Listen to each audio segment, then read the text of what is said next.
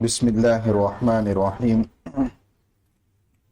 باب ما جاء في شعر رسول الله صلى الله عليه وسلم.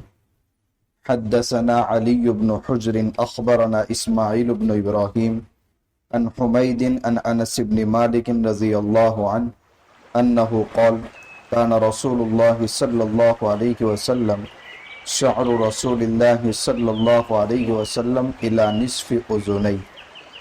اس سے پہلے جو دو بیان گزرے ہیں ان میں اللہ کے نبی صلی اللہ علیہ وسلم کی ظاہری شکل و صورت کا تذکرہ ہے. دوسرے بیان میں اللہ کے نبی صلی اللہ علیہ وسلم کے دو مونڈوں کے درمیان جو مہر نبوت تھی وہ کیسی تھی، اس میں کیا لکھا ہوا تھا، اس کی تفصیل دوسرے بیان میں آئی. یہ تیسرا بیان ہے کہ اللہ کے نبی صلی اللہ علیہ وسلم کے بال مبارک کیسے تھے. پہلی روایت میں انس بن مالک فرماتے ہیں کہ حضور صلی اللہ علیہ وسلم کے بال کانوں کے نصف حصے تک آتے تھے. روایتوں میں الگ الگ باتیں ہیں اور ان الگ الگ باتوں کا ایک ہی جواب ہے کہ حضور نے جب اپنے سر کے بال کم کرائے اس وقت کانوں کی لو تک آپ کے بال تھے. تو جنہوں نے حضور کے سر مبارک کے بالوں کا یہ منظر اس وقت دیکھا انہوں نے یہ فرمایا روایتوں میں کہ حضور کے بال کانوں کی لو تک تھے. لیکن جب بڑھ گئے اس کے بعد جن حضرات نے دیکھا کہ کانوں کی لو سے تھوڑے نیچے آئے ہیں تو انہوں نے اس انداز سے روایت کیا کہ حضور کے بال مبارک کانوں سے بھی نیچے آتے تھے. اور بال کم کرانے کے ایک لمبے عرصے کے بعد جنہوں نے حضور کو دیکھا جب حضور کے بال کندھوں تک آتے تھے تو انہوں نے ان روایت میں یہ بیان کیا کہ حضور کے بال کندھوں تک تھے. اس لیے روایتوں میں اختلاف ہے تو اس کا آسان جواب یہی ہے، جس نے جس انداز کے بالوں کو حضور کی جس حالت میں دیکھا تھا اسی انداز سے بیان کیا، لہذا ایک دوسری روایت ٹکراتی نہیں ہے. دوسری روایت میں ہے حضرت عائشہ رضی اللہ تعالیٰ عنہ فرماتی ہے کنت اغتسل انا ورسول اللہ صلی اللہ علیہ وسلم من اناء واحد، میں اور حضور دونوں ایک ہی برتن سے غسل کیا کرتے تھے. اس کی مختلف صورتیں ہیں. ایک ہی برتن سے غسل کرنا جس سے بظاہر ایک صورت ذہن میں یہ آتی ہے کہ دونوں بے لباس ہو، لیکن یہ بات درست نہیں ہے. وجہ اس لیے کہ خود حضرت عائشہ رضی اللہ تعالیٰ عنہ نے ایک روایت میں صاف وضاحت فرمائی کہ مرد عورت کی شرمگاہ اور مرد کی شرمگاہ کو دیکھ سکتا ہے یا نہیں، اس کی اجازت ہے لیکن میاں بیوی کی بات ہے، لیکن نہ دیکھنا یہ بہتر ہے کیونکہ اس سے حافظہ بھی کمزور ہوتا ہے. اس لیے حضرت عائشہ رضی اللہ تعالیٰ عنہ فرماتی ہیں نہ میں نے کبھی حضور کے محل سطر کو دیکھا نہ حضور نے میرے محل سطر کو دیکھا.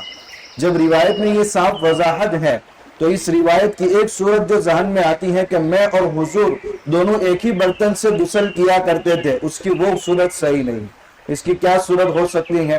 حضور نے جس برتن سے غسل فرمایا اسی برتن میں جو پانی بچا ہوا ہے اسی برتن سے حضرت عائشہ رضی اللہ تعالیٰ عنہ نے غسل فرمایا. لہذا اگر مرد جس بالٹی میں پانی جمع کرنے کے بعد اس سے غسل کرتا ہے اور پھر اس کے بعد وہ پانی تھوڑا سا بچ جاتا ہے اور اسی پانی سے اگر عورت غسل کرتی ہے کوئی حرج نہیں ہے. ایک صورت یہ بھی ممکن ہے کہ پہلے عورت غسل کرے پھر بچا ہوا پانی اس سے مرد غسل کرے. تین امام تو اس کی اجازت دیتے ہیں مگر امام احمد بن حنبل رحمت اللہ علیہ ایک حدیث کی بنا پر وہ فرماتے ہیں کہ میرے نزدیک یہ صورت صحیح نہیں ہے کیونکہ اس سے وساوس پیدا ہوتے ہیں، اس لیے اس صورت سے بچنا چاہیے. آگے حضرت عائشہ رضی اللہ تعالیٰ عنہ فرماتی ہیں وَكَانَ لَهُ شَعْرٌ فَوْقَ الْجُمَّةِ دُونَ الْوَفْرَةِ، حضور کے بال جمعہ سے بڑے ہوئے اور وفرہ سے کم تھے. دیکھیں ایک ہے جمعہ جو کانوں کی لو تک آتے ہیں، اس کو جمعہ کہتے ہیں. پھر تھوڑے بال اگر نیچے آ جائے گردن پر اس کو کہیں گے لمہ، اور کندھوں تک آ جائے تو اس کو کہیں گے وفرہ.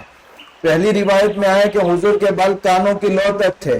اس روایت میں عائشہ رضی اللہ تعالیٰ عنہ فرماتی ہیں کہ کانوں کی لو سے نیچے اور کندھوں سے تھوڑے اوپر یعنی درمیانی قسم کے بال تھے. تیسری روایت ہے برا ابن عازب رضی اللہ تعالیٰ عنہ فرماتے ہیں کان رسول اللہ صلی اللہ علیہ وسلم مربوعا، حضور معتدل قد و قامت والے تھے، نہ حد سے زیادہ لمبے نہ بالکل ناٹے. بعید ما بین المنکبین، حضور کے دو شانوں کے درمیان وسعت تھی، یعنی سینہ بھی چوڑا تھا اور کندھا بھی لمبا تھا. وکان جمتہ تضرب شحمۃ اذنیہ، اور حضور کے بال مبارک دونوں کانوں کی لو تک آتے تھے. تو روایتوں میں بالوں کے تعلق سے اختلاف ہے، اس کا پہلا جواب جو تھا وہ آ گیا. اگر یہ جواب ذہن میں ہے تو کسی قسم کا کوئی اشکال نہیں ہوگا. آگے فرماتے ہیں حضرت قتادہ، قلت لانس، میں نے حضرت انس سے پوچھا، کیف کان شعر رسول اللہ صلی اللہ علیہ وسلم، حضور کے بال مبارک کیسے تھے؟ انہوں نے جواب دیا، لم یکن بالجا، بالکل گنگریالو بال بھی، مڑے ہوئے بال نہیں تھے حضور کے. ولا بالسبتی، اور نہ بالکل سیدھے سپاٹ بھی نہیں تھے. کان یبلغ شعرہ شحمۃ اذنیہ، حضور صلی اللہ علیہ وسلم کے بال مبارک کانوں کی لو تک پہنچتے تھے. ایک آگے روایت ہے ام ہانی، جن کے گھر سے حضور کا سفر معراج شروع ہوا. حضور ام ہانی کے گھر آرام فرما رہے تھے. ام ہانی حضرت علی رضی اللہ تعالیٰ عنہ کی بہن ہے اور ابو طالب کی صاحبزادی، یعنی حضور کے چچا کی بیٹی ہے. فرماتی ہیں جب حضور صلی اللہ علیہ وسلم مکہ تشریف لائے، یعنی مدینہ ہجرت کر چکے تھے، اس کے بعد حضور دوبارہ مکہ 4 مرتبہ تشریف لائے ہیں. ایک مرتبہ عمرے کے لیے، پھر فتح مکہ کے لیے، پھر حج کے موقع پر، اور جب آپ نے جعرانہ عمرہ کیا ہے تو وہاں سے احرام باندھ کر کے آپ چوتھی مرتبہ بھی مکہ آئے ہیں. یہاں کون سی آنے کا تذکرہ ہے؟ یہ حضور جب فتح مکہ کے موقع پر آئے تھے اس وقت کا تذکرہ ہے.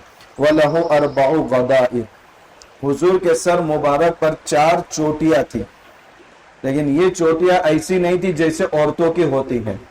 جو عورتیں افریقن عورتیں ہوتی ہیں حج کے موقع پر دیکھا جاتا ہے کہ ان کے بالوں کے اندر چھوٹی چھوٹی چوٹیاں ہر جگہ لگی ہوئی ہے. ہمارے یہاں رواج ہے کہ ایک ہی چوٹی باندھتے ہیں، لیکن کچھ ملکوں کے اندر چھوٹی چھوٹی چوٹیاں پورے سر کے اندر باندھتی ہیں، اس لیے غسل کرتے وقت ان کو چھوڑنا دشوار ہوتا ہے. تو ان عورتوں کے لیے تخفیف ہے غسل جنابت میں، باقی ایک چوٹی کے اندر کوئی تخفیف نہیں، جڑوں تک بالوں پانی پہنچانا ضروری ہے. تو حضور کے سر مبارک پر 4 چوٹیاں تھی.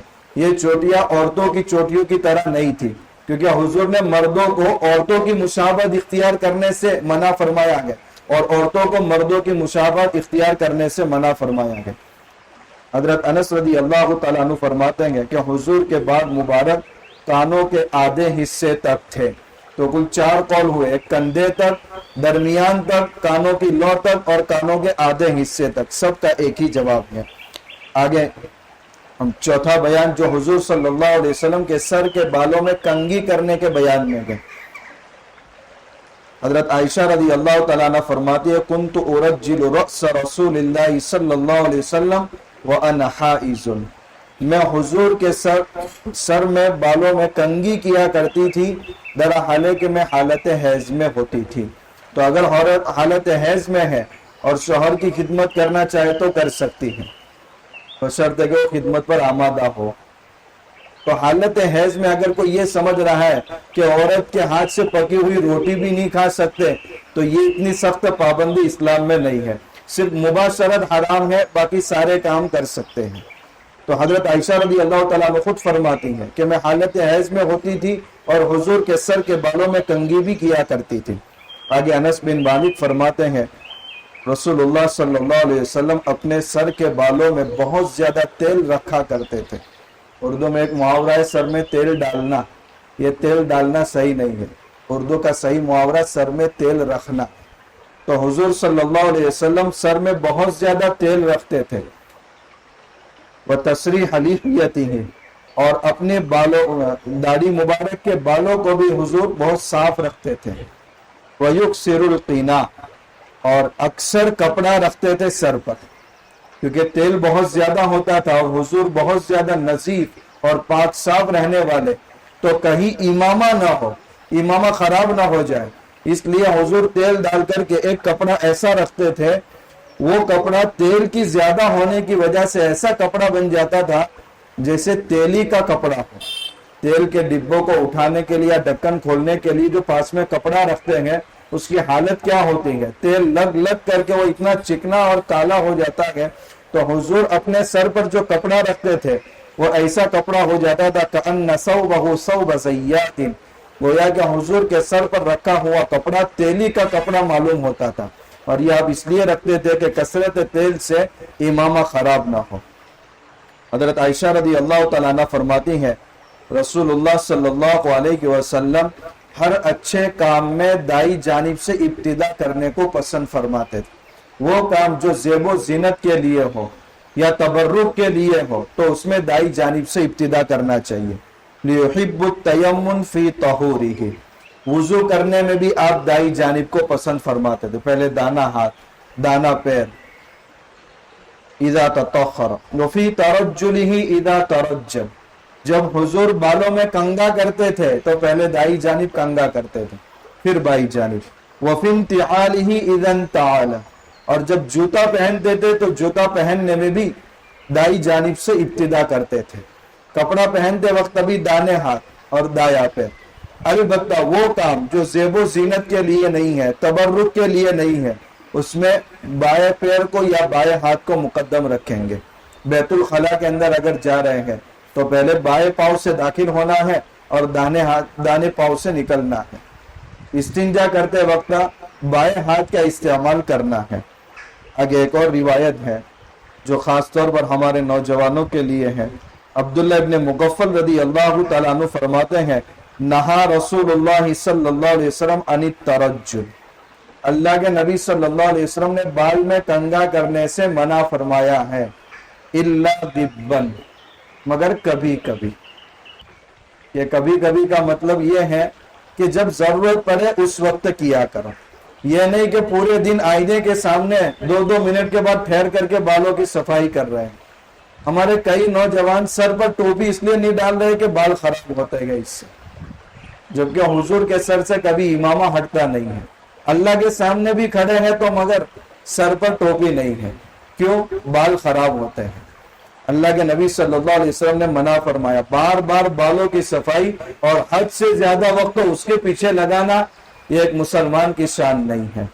آگے روایت میں فرماتے ہیں کہ اللہ کے نبی صلی اللہ علیہ وسلم بالوں میں کبھی کبھی کنگا کیا کرتے تھے، یعنی جب ضرورت ہوتی تھی بالوں کی صفائی کی تب۔ یہاں تو تھوڑا موقع آیا اور شیشہ کہیں مل گیا، چاہے ہوٹل میں ملے کہ بیت الخلاء میں ملے کہ گھر میں ملے، فوراً یہ اتنے تکلف سے حضور نے منع فرمایا، کیونکہ ایک مسلمان کے لیے اتنے خطرناک لا یعنی کاموں میں پورا وقت ضائع کرنا یہ مناسب نہیں ہے۔ آگے ایک اور بیان ہے کہ اللہ کے نبی صلی اللہ علیہ وسلم کی داڑھی مبارک اور سر مبارک میں کتنے بال سفید تھے۔ پہلی روایت قلت لانس بن مالک، حضرت قتادہ فرماتے میں نے انس بن مالک سے کہا کیا رسول اللہ صلی اللہ علیہ وسلم نے کبھی بالوں میں خضاب کیا ہے؟ قال، حضرت انس رضی اللہ تعالیٰ عنہ فرماتے ہیں حضور کے بال اتنی سفیدی کو پہنچے ہی نہیں تھے کہ بالوں میں خضاب کرنے کی ضرورت پیش آئے۔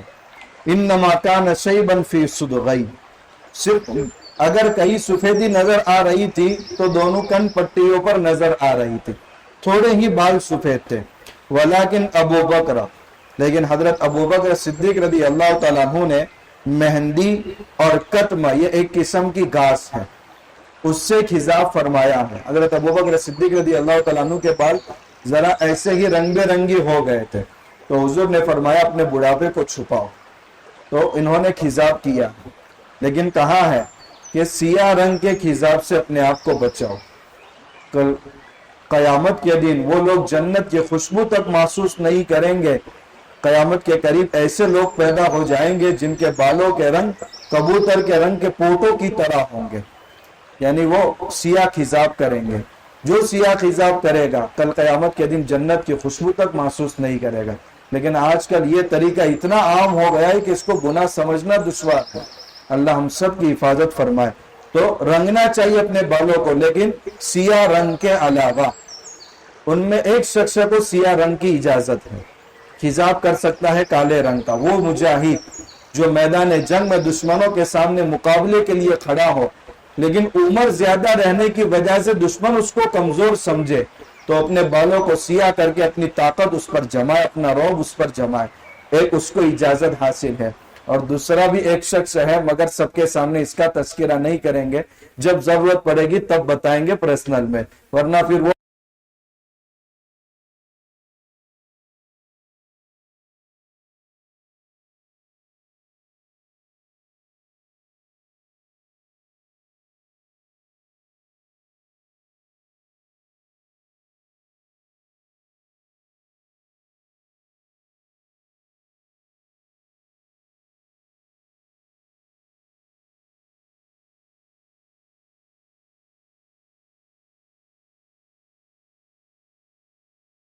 کہ بالوں کو گننا مشکل ہوتا ہے. جو بال جس انداز سے جس کو نظر آئے اس حساب سے انہوں نے گنتی کی ہے. کبھی کبھی حضور کے بالوں میں چونکہ اکثر تیل لگا رہتا تھا, اور تیل لگے رہنے سے بال ایک دوسرے سے جم جاتے ہیں, اور چونکہ کالے بالوں میں سفید بال بہت کم ہوتے ہیں تو وہ اندر چھپے رہنے کی وجہ سے نظر نہیں آتے. تو جن کو 14 نظر آئے ماں بقیہ چھپے ہوئے تو اس لیے نظر نہیں ہے. یا یہ کہ عمر کے ایک حصے میں 14 تھے, اس وقت حضرت انس نے شمار کیے, اور جب آپ کی عمر مبارک اور بڑی تو بال اور تھوڑے سفید ہوئے, لیکن 20 سے زیادہ حضور کے بال سفید نہیں تھے. اور متعدد جو روایتیں ہیں ان کا جواب بھی آپ کے سامنے آ گیا. ایک مرتبہ حضرت ابوبکر صدیق رضی اللہ تعالیٰ عنہ نے فرمایا, یا رسول اللہ, بہت جلدی بوڑھاپا آ گیا آپ کو, کیونکہ ان کے لیے تو صحبت رات دن نصیب تھی, تو وقت کم پڑتا تھا ان کے لیے. تو حضور صلی اللہ علیہ وسلم نے فرمایا, شیبتنی ہود والواقعہ, مجھے بوڑھا بنا دیا سورہ ہود نے, سورہ واقعہ نے, سورہ مرسلات نے, ام یتساءلون نے, اور اذا الشمس کورت. یعنی قرآن کریم کی وہ صورتیں جن میں جہنم کا تذکرہ ہے, جس میں قیامت کی ہولناکیوں کا تذکرہ ہے, جن میں کل قیامت کے دن فساق اور فجار کے انجام بد کا تذکرہ ہے, وہ صورتیں جب حضور کے سامنے آئی اور آپ پر اتری تو آپ کے بال سفید ہونے لگے. اس لیے جار اللہ زمخشری بہت زبردست مفسر گزرے ہیں, مگر تھے معتزلی. تفسیر کشاف قرآن کی تفسیر انہوں نے لکھی ہے.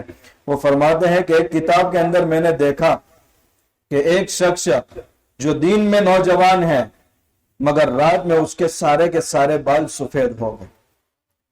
جب اس سے پوچھا گیا تو اس نے کہا کہ رات میں نے قیامت کا ہولناک منظر, ایسا خطرناک دیکھا جس کا اثر مجھ پر یہ طاری ہوا کہ میرے بال ایک رات میں ہی سارے کے سارے سفید ہو گئے. تو اللہ کے نبی صلی اللہ علیہ وسلم یہ فرما رہے ہیں کہ ان صورتوں میں جن میں قیامت کا تذکرہ ہے, یہ جب صورتیں مجھ پر اتری ہیں تو ان صورتوں نے مجھے بوڑھا بنا دیا ہے. آگے الگ بیان ہے انشاءاللہ اس کا تذکرہ کر. سبحان اللہ.